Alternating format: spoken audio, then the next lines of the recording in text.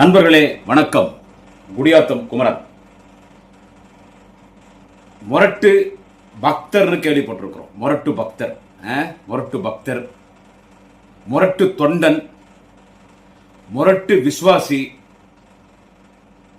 முரட்டு விசுவாசம். ஆனா முரட்டு அடிமை எங்கன்னா கேள்விப்பட்டிருக்கீங்களா?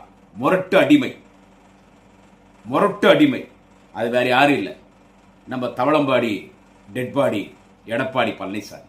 அவர் தான் முரட்டு அடிமை. பாரத பிரதமர் நரேந்திர மோடியின் முரட்டு அடிமை எடப்பாடி பழனிசாமி. உள்துறை அமைச்சர் அமித்ஷாவின் முரட்டு அடிமை எடப்பாடி பழனிசாமி. பிஜேபி RSS சங்கி கூட்டத்தின் முரட்டு அடிமை எடப்பாடி பழனிசாமி. இதை நான் சொல்லிங்க, ஏன்னா இவ்வளவு நமக்கு சிந்திக்க தெரியாது. வாலிப கலைஞர், இளைஞரணி செயலாளர், துணை முதல்வர், நாளைய தமிழகம் மாண்புமிகு அண்ணன், எங்கள் அண்ணன் உதயநிதி ஸ்டாலின் சொன்னது. தேர்தல் பிரச்சாரத்தில் பேசும் பொழுது எங்கள் மாண்புமிகு அண்ணன் உதயநிதி ஸ்டாலின் சொன்னதான் இப்ப நான் இங்க பதிவு பண்றேன். முரட்டு பக்தரை பார்த்திருக்கோம், முரட்டு தொண்டரை பார்த்திருக்கிறோம், முரட்டு விசுவாசியை பார்த்திருக்கிறோம். ஆனா முரட்டு அடிமை யாருன்னா பார்த்திருக்கீங்களா? முரட்டு அடிமை யாருன்னா பாஜகவிற்கு RSSக்கு அடிமை சாசனத்தை எழுதி கொடுத்திருக்கிற அடிமை பழனிசாமி. முரட்டு அடிமை பழனிசாமி. ஆமா, திரு பழனிசாமி அவர்கள் அவர் எப்படியாவது முதலமைச்சர் சீட்டில் உட்காந்துடணும். அதனால என்னவோ பேசுறார், பேச தெரியல. பொய் பேசினாலும் பொருத்தமா பேசணும். அவர் பேச தெரியல, படிக்கிறாரு, இருந்தாலும் பேச தெரியல, திணறாரு. சைட்ல உட்காந்துறவங்களாம் எடுத்து கொடுக்குறான். அவன் 2 பேர் பின்னால் நிற்கிறான். முரட்டு அடிமை எடப்பாடி பழனிசாமிக்கு நைட்டு 10 மணிக்கு கூலிங் கிளாஸ் போட்டுக்கிறான். 10 மணிக்கு என்னடா கூலிங் கிளாஸ்? தெரிந்து கண்ணு உங்களுக்கு. 10 மணிக்கு கூலிங் கிளாஸ் போட்டுக்கிறானுங்க. அவனுக்கு 2 பேர் பின்னால் நிற்கிறானுங்க. அங்க அவர் இஷ்டத்துக்கு பேசுறாரு. இப்ப இந்த பதிவு யாருக்காக பதிவுன்னா, நம்ம ஏற்கனவே பேசியிருக்கோம் நம்ம சேனல்ல, திமுக கூட்டணி குறித்து பேசுறது. இதுல முரட்டு அடிமை, நல்ல பேரு அண்ணன் உதயநிதி ஸ்டாலின் அவர்களுக்கு ராயல் சல்யூட். நாங்க எடப்பாடி, தவளம்பாடி, டயர் நக்கி இப்படியே பேசியிருந்தோமா? இந்த முரட்டு அடிமைன்றது கொஞ்சம் நல்லா இருக்கனே, உதயாண்ண நல்லா இருக்கனே. இது முரட்டு அடிமை.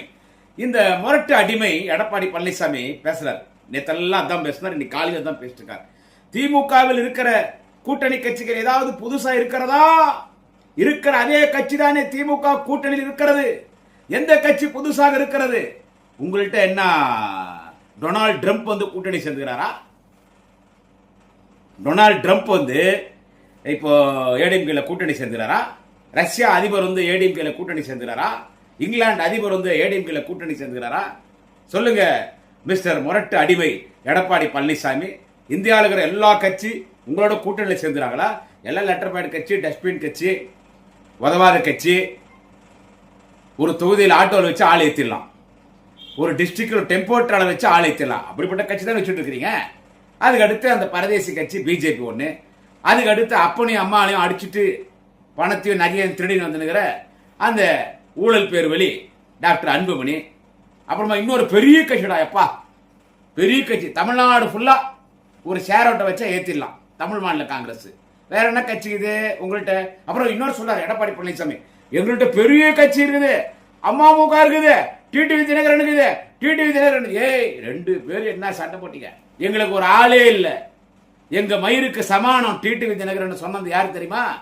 அந்த சிவகாசியில் இப்ப எம்எல்ஏக்கு நிக்கிற உங்க கட்சி முன்னாள் அமைச்சர் வோடோபோன். அந்த வோடோபோன் டாக் வருது, அச்சு டாக். ஆக்சிடென்ட் ஆன அம்பாசிடர் மூஞ்சி மாதிரி இருக்க பாரு, வோடோபோன் அச்சு டாக். ராஜேந்திர பாலாஜி, கேடி ராஜேந்திர பாலாஜி, அவன் தான் சொன்னான் டிடிவி தினகரன் திருடான். அம்மா பணத்தை திருடின்னு போயிட்டான், எங்க மயிருக்கு சமானம் டிடிவி தினகரன். இப்ப டிடிவி தினகரன் எங்களோடு இருக்கிறாரு. குக்கர் சின்னம் உங்களை அத்தனை பேரும் வேக வச்சுட்டு போயிடுவான். நான் ஒன்று சொல்லிட்டா நண்பர்களே, இந்த அடிமை எடப்பாடி பழனிசாமி, இந்த அடிமை எடப்பாடி பழனிசாமி கொடுக்குற கட்சி பார்.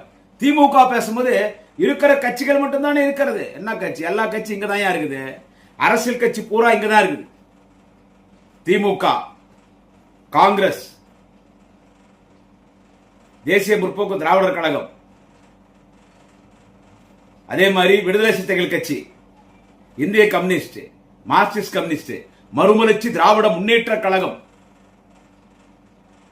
கொங்குநாடு மக்கள் முன்னேற்ற கழகம், மனிதநேய மக்கள் கட்சி, இந்திய யூனியன் முஸ்லீம் லீக், இன்னும் முஸ்லிம் அமைப்புகள்,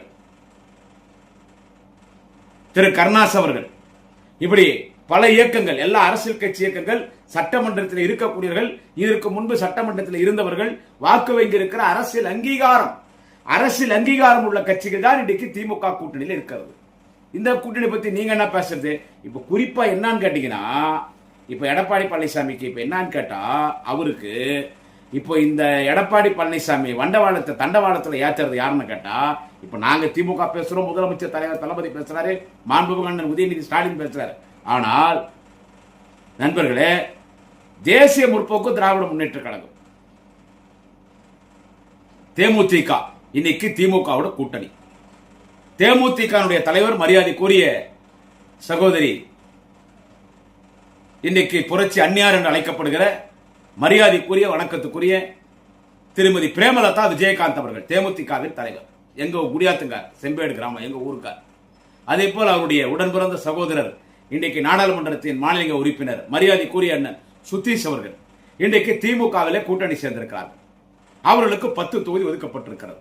அவர்களுக்கு தலைவர் தளபதி வாக்குறுதி தந்தது போல் ஒரு ராஜ்யசபா எம்பியும் கொடுத்தாச்சு. மரியாதைக்குரிய அண்ணன் எங்கள் குடியாத்தத்தின் மண்ணின் மைந்தன் சுதீஷ் அவர்கள் எம்பியாவும் ஆயிட்டார். நம்ம 23ஆம் தேதி தான் தேர்தலை சந்திக்க போறோம். எம்பியாவும் ஆயிட்டார். இப்போ பிரச்சார பீரங்கியாக ஒரு சிங்க பெண்ணாக இன்றைக்கு அக்கா பிரேமலதா விஜயகாந்த் அவர்கள் ஒரு போராளியாக, ஒரு போர் முரசாக, ஒரு போர் குணத்தோடு பிரச்சாரத்தை துவங்கிவிட்டார். 2 நாட்களுக்கு முன்பே சூறாவளி பிரச்சாரம் மேற்கொள்கிறார். மரியாதைக்குரிய அக்கா பிரேமலதா விஜயகாந்த் அவர்கள் பேசும் பொழுது ஆயிரக்கணக்கான மக்கள் கூட்டம் வருகிறது. பொதுவாக ஒரு பெண் தலைவர் பேசினால் அதிகமாக கூட்டம் வரும். இன்றைக்கு திராவிட முன்னேற்ற கழகத்தினுடைய துணை பொதுச் செயலாளர், நாடாளுமன்றத்தினுடைய கழக தலைவர், மரியாதைக்குரிய எங்களுடைய குடும்ப அக்கா கனிமொழி எம்பி அவர்கள் இன்றைக்கு எங்கே சென்றாலும் அவருக்கு கூட்டம். அதே போல் இன்றைக்கு எங்கே சென்றாலும் அக்கா பிரேமலதா விஜயகாந்த் அவர்களுக்கு கூட்டம். மரியாதைக்குரிய அக்கா கனிமொழியர்களும் மரியாதைக்குரிய அக்கா பிரேமலதா விஜயகாந்த் அவர்களும் இன்னைக்கு தமிழ்நாடு சுற்றி சுழந்து கொண்டிருக்கிறார். எடப்பாடி பேசுகிற பொய் பிரச்சாரத்தெல்லாம் இந்த 2 பெண் தலைவர்கள் அக்கா கனிமொழியர்களும் அக்கா பிரேமலதா விஜயகாந்த் அவர்களும் தவிடுபடியாகி கொண்டிருக்கிறார்கள். இதெல்லாம் பார்த்துட்டு பொறுக்க முடியாம அந்த நம்ம முரட்டு அடிமை எடப்பாடி பழனிசாமி இப்ப என்ன சொல்றாருன்னு கேட்டீங்கன்னா, அவர் பேசுறது பார்த்தா, இப்போ ஒரு கட்சி அங்க போய் சேர்ந்திருக்கிறாங்க. அவர் தேமுதிக சொல்றாரு. இப்ப அவங்க ஒரு கட்சி போய் சேர்ந்திருக்காங்க. அவங்களுக்கு வந்துட்டு 1/2% தான் ஓட்டு. அவர் சொல்றாரு 1/2% தான் ஓட்டு. அவங்க ஐசியூல படுத்துட்டு இருந்தாங்க. வெண்டிலேட்டர் ஏறி நிச்சு. அவங்களுக்கு நாங்க தான் உயிர் கொடுத்தோம். இன்னைக்கு அவங்க அங்க போய் சேர்ந்துருக்கிறாங்க. நான் ஒன்னு சொல்லிட்டா, நான் திமுக பேச்சாளர் தான், நான் தலைவர் தளபதி முரட்டு தொண்டன் தான். ஆனா நான் உண்மை பேசுவேன். இன்றைக்கு தேமுதிக திராவிட முன்னேற்ற கழகத்தின் கூட்டணியிலே ஒரு முக்கியமான ஒரு கட்சி, தலைவர்களிலே ஒரு முக்கியமான தலைவர் மரியாதைக்குரிய அக்கா பிரேமலதா விஜயகாந்த் அவர்கள். 1/2% தான் ஓட்டுக்குதுன்னு சொல்றேன். அப்ப என்னத்துக்கு கடந்த பாராளுமன்ற தேர்தலில் பிரேமலதா விஜயகாந்த் அவர்கள் காலில் போய் ஏன் விழுந்தீங்க முரட்டு அடிமை எடப்பாடி பழனிசாமி? ஏன் தேமுதிகவின் நாடாளுமன்ற மாநில உறுப்பினர் அண்ணன் சுதீஷ் காலில் போய் ஏன் விழுந்தார் எடப்பாடி பழனிசாமி? எங்க கூட கூட்டணிக்கு வாங்க, ஏன் போய் கூட்டணி காலில் விழுந்தீங்க? பிஜேபி அவங்களை கூப்பிட்டாங்க, வாங்க காலில் போய் விழுந்தீங்களே. நீங்க டிமாண்டே வைக்க தேவையில்லை, நானே உங்களுக்கு ராஜ்யசபா எம்பி தரேன்னு சொன்னீங்க. அவங்க ராஜ்யசபா எம்பி உங்கள்ட்ட கேட்கறதுனால இந்த பார்லிமெண்ட் எலெக்ஷன் எங்களோட நீங்க கூட்டணி வந்தா, பார்லிமெண்ட் எலெக்ஷன் முடிஞ்ச உடனே அந்த ராஜ்யசபா எம்பி பதவியை உங்களுக்கு கொடுக்குறோன்னு அவங்களோட கூட்டணி சேர்ந்தீங்கல்ல. இதுல முக்கியமான விஷயம் கேட்டா, புதுவை உட்பட 40 நாடாளுமன்றத்தில் அதிமுக கூட்டணியிலே தேமுதிக போட்டியிட்டது. ஆனால் அதிமுக பெறாத வாக்கு வங்கியை விருதுநகர் நாடாளுமன்றத்தில் போட்டியிட்ட தேமுதிக இளைஞரணி செயலாளர் தம்பி விஜய் பிரபாகரன் அவர்கள் சரியான ஓட்டு வாங்கினார். அவருக்கும் காங்கிரஸ் வேட்பாளர் மாணித்தாக்கு ஒரே 4000 ஓட்டு டிஃபரன்ஸ் அவ்வளவுதான். ஒரே 4000 ஓட்டு டிஃபரன்ஸ் அவ்வளவுதான். சோ அப்ப அவங்களுக்கு ஓட்டு வாங்கி கேப்டன் விஜயகாந்த் அவருடைய வாக்கு வங்கி திரும்பி வந்திருக்கிறது தேமுதிகவுக்கு. நான் இன்னொன்னு சொல்லிட்டா, 2006 நிக்கிறார். கேப்டன் விஜயகாந்த் அவர்கள் 2006 நிற்கிறார், கட்சி ஆரம்பிக்கிறார், தேமுதிக கட்சி ஆரம்பிக்கிறார். தமிழ்நாடு முழுவதும் 236 தொகுதியில் நிற்கிறார், நல்ல ஓட்டு வாங்கினார். அப்போ அவரு விருதாச்சலம் தொகுதியில் நின்று ஜெயிக்கிறார். இப்ப அங்கதான் அக்கா பிரேமலதா விஜயகாந்த் நின்று இருக்கிறார். விருதாச்சல தொகுதியில் நின்று அவர் மட்டும் ஜெயிக்கிறாரு. மீதி எல்லா தொகுதியிலும் நல்ல ஓட்டு வாங்குறாங்க. குடியாத்தம் தொகுதியிலும் அண்ணன் சுத்தீஷ் அவர்கள் நல்ல ஓட்டு வாங்கினார். அவருக்கும் ஏடிஎம்கேக்கும் பெரிய டிஃபரன்ஸ் இல்லை. அதுக்கு அடுத்து 2006, 7, 8, 9, 10, 11 2011 தேர்தலில் யாரு கேப்டன் விஜயகாந்த் வாஸ்படியில போய் நின்னது? கேப்டன் விஜயகாந்த் வாஸ்படியில போய் யாருங்க நின்னாங்க சொல்லுங்க? யார் நின்னாங்க? கேப்டன் விஜயகாந்த் வாஸ்படி வீட்டில் யார் போய் நின்னது? நீ அதிமுக போய் நின்ன. உங்களை கூட்டணிக்கு கூப்பிடுறாங்க அம்மா ஜெயலலிதா. அவரை வற்புறுத்தி நீங்க கூட்டணிக்கு வாங்கன்னு சொல்லி அவங்க காலில் விழுந்து, புரட்சி கலைஞர் கேப்டன் விஜயகாந்த் காலில் விழுந்து அதிமுக கூட்டணிக்கு வாங்க. அன்னைக்கு 2011 தேர்தலில் தேமுதிக அதிமுக கூட்டணிக்கு வந்தனாலதான் அதிமுக ஆட்சி அமைத்தது. ஜெயலலிதா முதலமைச்சரானார். அதற்கு காரணம் தேமுதிக மறைந்த மாமனிதர் புரட்சி கலைஞர் கேப்டன் விஜயகாந்த். கேப்டன் விஜயகாந்த் அவரால் தான் 2011 அதிமுக ஆட்சிக்கே வந்துச்சு. ஆனா எவ்வளவு பெரிய துரோகம் பண்ணீங்க தேமுதிக. நீங்க அவர் மூஞ்சி பார்த்து ஓட்டு போட்டாங்க. முரசு சின்னத்தில் எல்லா எம்எல்ஏவை ஜெயிச்சாங்க. ஆனா அவங்களெல்லாம் நீங்க ஆசை வார்த்தை கூறி நீங்க விலைக்கு வாங்கினீங்க. அவங்களெல்லாம் ஆசை வார்த்தை கூறி விலைக்கு வாங்கினீங்க, மிரட்டினீங்க. விலைக்கு வாங்கினீங்கன்னு சொன்ன வார்த்தையை விட அவங்கள மிரட்டினீங்க. அவங்கள மிரட்டக்கூடாதெல்லாம் மிரட்டி, நீ முதலமைச்சரை வந்து பார்க்கணும், நீ வந்து அதிமுக ஆதரவு கொடுக்கணும், கட்சியில சேர்ந்துட்டா எம்எல்ஏ பதவி போயிடும், தொகுதி மக்கள் குறைகளை தீர்க்க வேண்டும் என்று முதலமைச்சரை சந்திக்கிறேன்னு சொல்லி நீ அதிமுக ஆதரவாக இருக்க வேண்டும், தேமுதிகவுக்கு கேப்டன் விஜயகாந்துக்கு எதிர்ப்பாக இருக்க வேண்டும். விஜயகாந்தோட முதுவில குத்தியதையார் அதிமுக. அன்றைக்கு மரியாதைக்குரிய அண்ணன் கேப்டன் விஜயகாந்த், புரட்சி கலைஞர் கேப்டன் விஜயகாந்த் அவர்கள் 2011 உங்க கூட கூட்டணி சேரலன்னா அதிமுக ஆட்சிக்கு வந்திருக்காது, ஜெயலலிதா முதலமைச்சரா இருக்காரு. அன்னைக்கு தெரியல 0% ஓட்டுன்னு. அன்னைக்கு தெரியல. இப்ப எம்பி எலெக்ஷன்ல கூட்டணி சேர்ந்தீங்களே அப்ப தெரியல 0% ஓட்டுன்னு. இப்ப அவர் சொல்றாரு அவங்க ஐசியூல படுத்துனாங்க, வென்டிலேட்டர் ஆக்சிஜன் வச்சிருந்தோ. முரட்டு அடிமை எடப்பாடி பழனிசாமி. இப்ப அரசியல் ஐசியூல இருக்கிறது யார் தெரியுமா? இப்ப அரசியல்ல ஐசியூல இருக்கிறது யார் தெரியுமா உனக்கு? நீ, உங்க கட்சி. ஆனா நீ தமிழ்நாடே ஐசியூல படிக்க வைக்கிறான்னு பாக்குற. எல்லாரும் அகால மரணம் அடைஞ்சிட்டா போஸ்ட்மார்டம் பண்ணுவாங்க. சாதாரணமா செத்துட்டா போஸ்ட்மார்டம் பண்ண மாட்டாங்க. ஒரு ஆக்சிடென்ட்லயோ இல்ல கொலை பண்ணிட்டாலோ இல்ல மரணத்துல சந்தேகம் இருந்தா போஸ்ட்மார்டம் பண்ணுவாங்க. செத்த டெட் பாடி ஆன பிறகுதான் போஸ்ட்மார்டம் பண்ணுவாங்க. ஒரு சில பணத்தை புதைச்சிட்ட பிறகு 2 மாசம் கழிச்சு கூட தோண்டி எடுத்து போஸ்ட்மார்டம் பண்ணுவாங்க, அந்த மரணத்தில் சந்தேகம் சொல்லி. ஆனா நீ இன்னைக்கு போய் பிஜேபி ஆர்எஸ்எஸ் என்கின்ற ஒரு ஐசியூல படுத்துனுகிற. Dead body Edappadi dead body ஆவறதுக்கு முன்னாலே போஸ்ட்மார்டம் பண்ண ஆரம்பிச்சான் பிஜேபி. உன்ன டெட் பாடி தவளம்பாடி எடப்பாடி டெட் பாடி ஆவறதுக்கு முன்னாலே அவன் போஸ்ட்மார்டம் பண்ணி ஆரம்பிச்சிட்டான். அதுக்காக நீங்க சாவணும் நான் சொல்ல வரல. நீங்க 100 ஆண்டுகள் வாழ வேண்டும், 150 ஆண்டுகள் வாழ வேண்டும். ஆனால் அரசியலிலே உங்களை உயிரோடு போஸ்ட்மார்டம் செய்து கொண்டிருக்கிறான் முரட்டு அடிமை எடப்பாடி பழனிசாமி அவர்களே.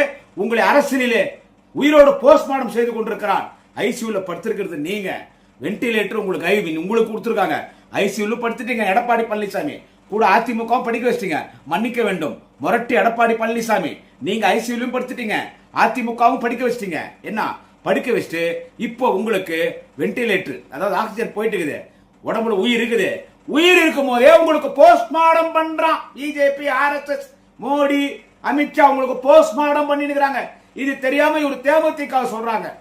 அது ஹாஸ்பிட்டல் ஐசியூல இருந்துச்சு, வென்டிலேட்டர் இருந்தாங்க, நம்ம தான் உயிர் கொடுத்தோம். இப்போ உங்களுக்கு வைக்கிறாங்க பாரு ஆப்பு. ஒரு ராஜ்யசபா எம்பி ஆயிட்டார் மரியாதைக்குரிய அண்ணன் சுத்தீஷ் அவர்கள்.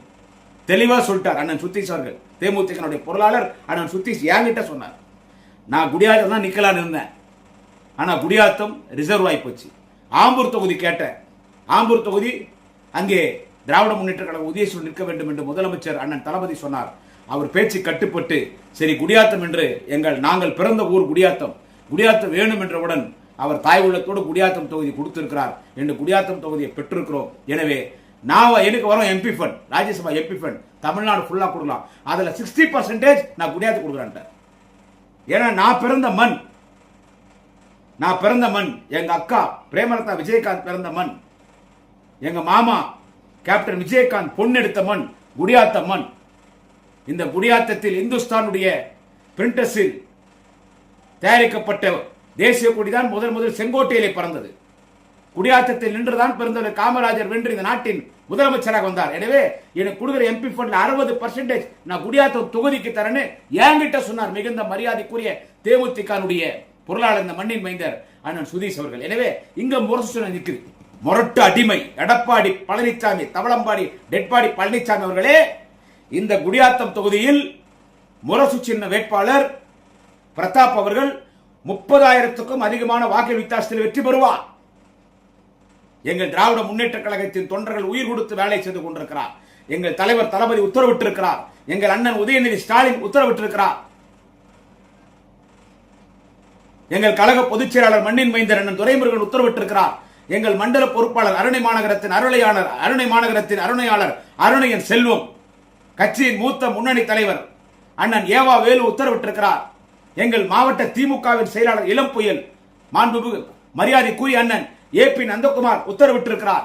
இங்கே 30,000 வாக்குகள் வித்தியாசத்தில் வெற்றி பெற வேண்டும் என்று. எனவே குடியாத்தம் தொகுதியிலே தேமுதிக வேட்பாளர் பிரதாப் 30,000 வாக்குகள் வித்தியாசத்தில் வெற்றி பெறுவார். முரசுதான் வெற்றி பெறும். வெற்றி முரசு கொட்டட்டும் குடியாத்தத்தில் என்று மக்கள் வாக்களிக்க தயாராக இருக்கிறார். தமிழ்நாடு முழுவதும் 10 தொகுதியிலே முரசு சின்னம் நிற்கிறது.